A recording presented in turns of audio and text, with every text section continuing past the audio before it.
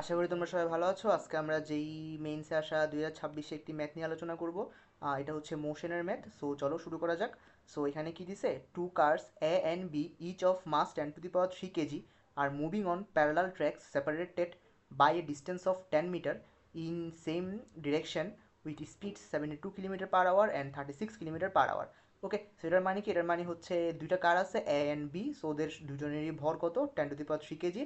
So ওরা হচ্ছে দুইটা প্যারালাল ট্র্যাকসে হচ্ছে যে মুভিং আছে, অ্যান্ড দুইটা ট্র্যাকের মাঝখানে ডিস্টেন্সটা হচ্ছে 10 মিটার। ওকে, সো ওদের এ এর ভেলোসিটি হচ্ছে 72 kilometre per hour and B এর ভেলোসিটি হচ্ছে 36 kilometre per hour. Okay, so the magnitude of angular momentum of car A with respect to car B is.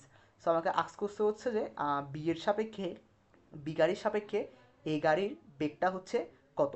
Sorry, বেগ তো বলে না, অ্যাঙ্গুলার মোমেন্টাম, কৌণিক ভরবেগটা কত। সো কৌণিক ভরবেগটা, আমার তো কৌণিক ভরবেগ একটা ভেক্টর কোয়ান্টিটি, বাট আমার তো ভেক্টর লাগতেছে না, আমাকে বলে দিচ্ছে হচ্ছে দি ম্যাগনিটিউড। সো আলটিমেট কোয়েশ্চেনটা কী দাঁড়ায়? কোয়েশ্চেনে দাঁড়ায় হচ্ছে তোমার কাছে এ অ্যান্ড বি দুইটা কার আছে, প্রতিটা কারের ভর হচ্ছে কত? 10⁻³ কেজি। দুইটা কার দুইটা প্যারালাল ট্র্যাকের মধ্যে হচ্ছে মুভিং আছে।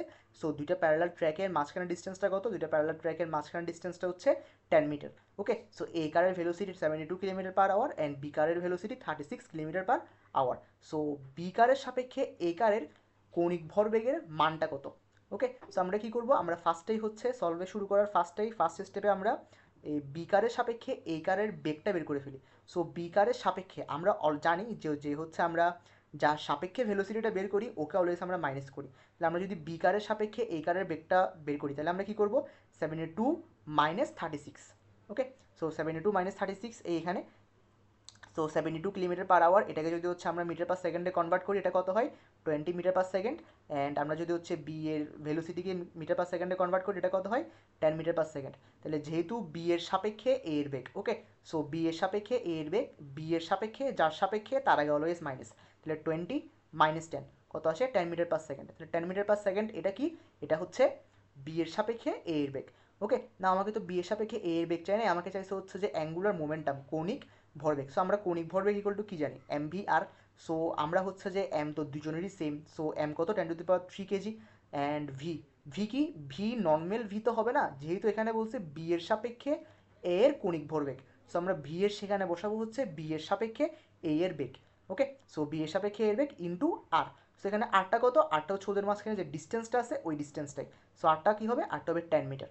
ওকে, সো দেখো সলভটা হচ্ছে এখানে করা আছে, এই যে। সো এগুলো এগুলো পড়া লাগবে না, এগুলো আমি অলরেডি বলে ফেলছি।